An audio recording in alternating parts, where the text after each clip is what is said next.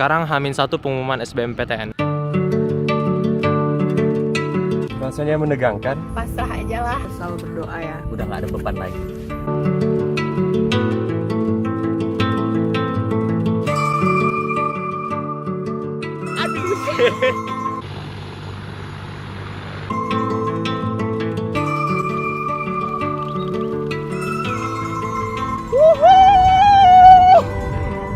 Takut jatuh.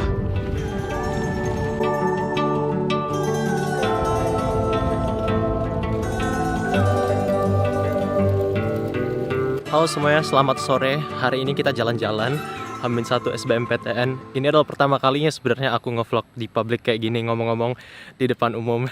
Dan alasannya kenapa sekarang pakai earphone, supaya mengurangi kecanggungan atau keawkwardannya. Bisa dilihat kita tuh ada di jalan umum. Nah sekarang aku pengen ngomongin soal kegagalan. Perasaan aku belakangan ini sebenarnya menjelang pengumuman cukup biasa aja. Bahkan lebih deg-degan tuh waktu mau ujiannya daripada pengumumannya. Atau deg-degannya itu nanti malam nendangnya, karena pengumuman tuh besok, udah kurang dari 24 jam lagi.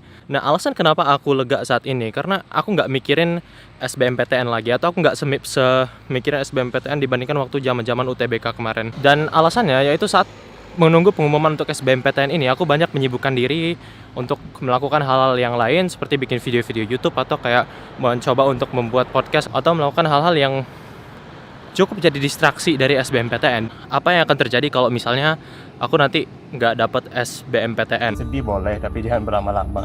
Aku sih percaya sama divine intervention. Jadi apapun yang terjadi itu pasti yang terbaik aja sih bagi kita. Ditolak. Rencananya pingin gap year karena kan tahun ini corona, jadi pinginnya buat ambil kursus kerja dulu. Terus tidak nanti kalau masuk tahun depan bisa sambil magang.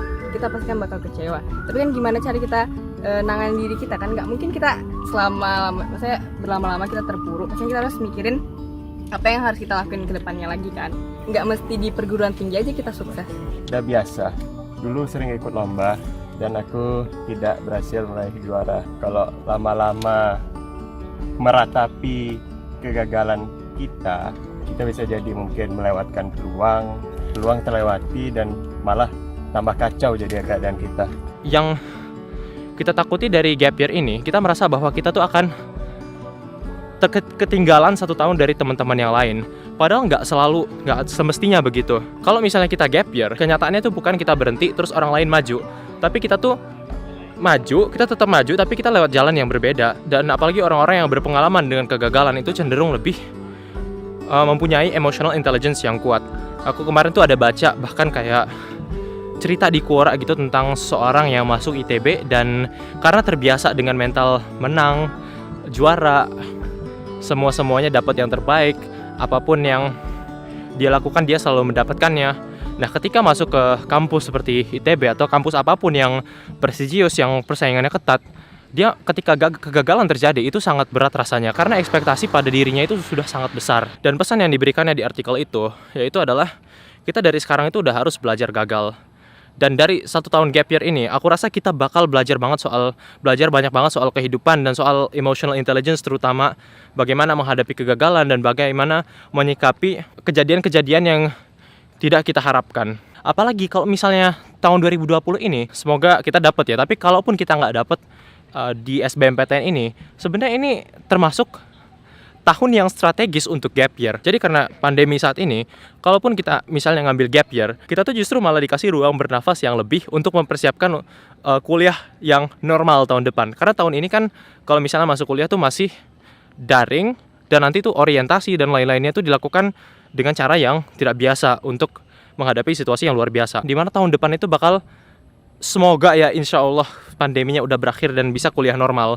Dan satu hal yang aku pelajari adalah bahwa setback 1-2 tahun, kayak misalnya harus gap year 1-2 tahun, itu in the big picture, kayak kalau misalnya kita zoom out, kita lihat dalam hidup kita 1-2 tahun itu nggak seberarti yang kita awalnya kira. Bahkan ada cerita nih dari Nasser namanya, dia punya channel YouTube juga, kuliah di King's College London, Karma Medic namanya. Dan ceritanya yaitu dia udah ditolak 2 kali untuk masuk ke fakultas kedokteran.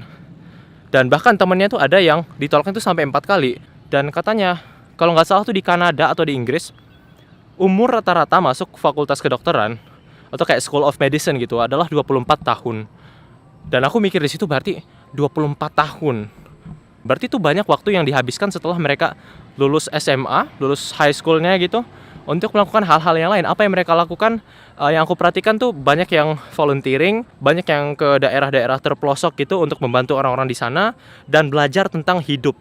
Sampai akhirnya mereka coba lagi, nanti percobaan ketiga, keempat baru mereka bisa masuk ke fakultas kedokteran. Waktu itu aku sempat juga tertarik untuk daftar ke pertukaran pelajar gitu. Dan aku waktu itu baca brosur-brosur alumninya. Salah satu orang yang ikut program pertukaran pelajar itu adalah Pak Anies Baswedan. Untuk konteks, pertukaran pelajar itu kan kalau diambil di SMA ya, programnya itu biasanya 1 tahun. Berarti nanti tahun depan ya harus mengulang SMA lagi. Jadi semacam gap year, tapi ini exchange year jadinya. Jadi kelulusan SMA-nya itu ketunda 1 tahun dibandingkan teman-teman yang seangkatannya. Dan quote yang masih lengket sama aku sampai sekarang adalah, mengikuti exchange itu seperti ketapel, ditarik sedikit ke belakang untuk dilepas dan melesat jauh ke depan. Pandangan yang sama ini bisa juga diterapkan untuk gap year. Ngomongin soal kuliah akademis, mungkin kita benar ditarik sedikit ke belakang 1 tahun. Tapi ketika kita dilepas, kita tahun depannya masuk lagi, kita udah lebih siap daripada sebelumnya. Dan karena kita udah lebih siap, kita bisa lebih melaju. Jadi sama kayak kita tuh lagi mempersiapkan mesinnya dulu. Jadi nanti di kuliah, kan yang skill yang dibutuhkan itu bukan cuma skill akademis, belajar, dapat nilai bagus, ujiannya lulus semua, tapi juga dibutuhkan life skills dan emotional intelligence. Dan ini yang bisa dilatih dari gap year ini. Dan justru banyak senior-seniorku yang kuperhatikan yang gap year, bisa dilihat bahwa mereka sekarang fine-fine aja. Justru malah ketika mereka masuk tahun depannya, mereka jauh lebih siap dan mereka jauh lebih baik performanya dibandingkan kalau misalnya mereka memaksakan diri untuk masuk tahun depannya. Kemudian aku juga nontonin video tentang apa yang harus dilakukan kalau misalnya hasilnya nggak sesuai ekspektasi. Yang pertama yang harus dilakukan itu adalah acceptance. Kita harus menerima bahwa ya kita nggak dapat kuliah tahun ini, atau kita nggak lulus di jalur ini. Kalau misalnya lomba, kadang-kadang tuh kita kalah, tapi yang disalahin juri, yang disalahin panitia. Sebenarnya mentalitas kayak gini yang menghambat kita untuk maju. Tapi ketika kita udah sadar bahwa ya kita mungkin memang belum siap, belum saatnya kita menang kali ini, belum saatnya kita lolos kali ini. Ketika kita menerima itu, kita jadi lebih kayak tenang aja, lebih lega, dan kita merasa bahwa ya nggak apa-apa kalau nggak siap karena masih ada kesempatan berikutnya. Jadi ini juga melatih growth mindset yang tadi. Dan yang jelas, seleksi masuk perguruan tinggi ini kan bukan one time shot, dimana kita bisa ada 1 kali percobaan atau 1 kali kesempatan terus habis itu habis. Enggak, tapi masih banyak kayak kesempatan-kesempatan lain yang entah jalur lain atau tahun-tahun berikutnya yang bisa kita ambil. Dan kenyataannya adalah ketika kita gap year 1-2 tahun, itu kan yang di pikiran kita kalau kita takut, kita tuh kayak di pause selagi orang lain jalan. Jadi kita tuh kayak disuruh berhenti dulu selagi orang lain maju. Padahal kita sebenarnya kita sama-sama maju. Tapi ketika orang majunya dalam satu jalan ini lewat SBMPTN terus kita mungkin harus muter dulu. Tapi kita bakal tetap bisa sampai tujuan yang sama. Kayak misalnya kita harus sadar sama time frame masing-masing juga. Dan ketika kita jalan lewat jalan yang beda-beda ini, kita bakal ketemu banyak orang, banyak pelajaran-pelajaran baru, banyak kayak budaya-budaya baru. Kita bakal belajar banyak banget hal yang mungkin gak kita temukan kalau kita lewat jalur yang umumnya atau yang kita ingin tempuh pada awalnya. Nah, kemudian kita juga akan bertemu dengan orang-orang yang diterima nantinya di pilihan kuliah yang mereka inginkan. Kalau misalnya kita melihat hal seperti ini, yang terbaik yang bisa kita lakukan menurutku adalah belajar bahagia untuk orang lain. Karena kita sendiri juga udah tahu besarnya pengorbanan yang kita lakukan ketika kita bersiap untuk mengikuti UTBK, SBMPTN. Dan ketika orang lain mendapatkan itu, mungkin kita bisa bayangin dulu kita tuh kerja kerasnya kayak gimana. Sekarang ada orang lain yang diterima. Dan biasanya kalau mereka diterima, berarti mereka di atas kita. Kemungkinan besar berarti mereka juga udah bekerja lebih keras daripada kita. Dan di sini kita bisa belajar bahagia untuk mereka. Kalau misalnya kita ada di posisi mereka, kita yang diterima, tentu kita ingin dapat apresiasi, dapat ucapan selamat dan sebagainya. Jadi kalau orang lain yang dapatkan itu, kita coba belajar bahagia untuk mereka. Kita bayangkan diri kita ada di posisi mereka, kita yang dapat pasti kita mau apresiasi, ucapan selamat, dan dapat dukungan dari teman-teman lainnya. Jadi kayaknya itu aja bincang-bincang kita soal SBMPTN kali ini. Semuanya tuh pasti adil lah. Komitmen untuk mencari ilmu sebanyak mungkin. Semangat guys. Pasti ada jalannya. Starts to rain, so let's enjoy it.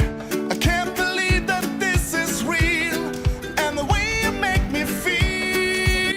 Kali ini emang videonya cukup beda karena ini videonya tuh didesain atau aku rancang bukan untuk mencari orang baru, tapi untuk bicara dengan subscribers yang sudah ada di dalam komunitas Zahid Azmi Ibrahim saat ini. Semoga teman-teman semua mendapatkan yang terbaik, aku doakan. Ya sekarang udah mau maghrib, berarti pengumuman SBMPTN itu sekitar 21 jam lagi. Sama kayak yang tadi aku bilang, aku saat ini merasa nggak begitu deg-degan. Walaupun tentunya aku berharap, atau deg-degannya ini mungkin yang akan nyusul nanti. Apapun hasilnya besok, diterima, nggak diterima, selalu percaya bahwa itu adalah yang terbaik. Oke, sekarang udah mau maghrib, udah mulai gelap tuh. Ini aku sambil dengerin lagu Day 6. Oke teman-teman, semoga SBMPTN dan seleksi masuk perguruan tingginya dapat hasil yang terbaik. By the way, sekarang tuh udah mau 17 Agustus, selamat menyambut hari kemerdekaan juga. Nah, teman-teman yang mau ngasih support buat teman-teman lainnya juga bisa komen di bawah. Apa sih hal yang bakal kamu sampaikan kepada teman kamu kalau misalnya dia tidak dapat hasil yang diinginkannya dalam SBMPTN ini? Terima kasih, sampai jumpa di video berikutnya.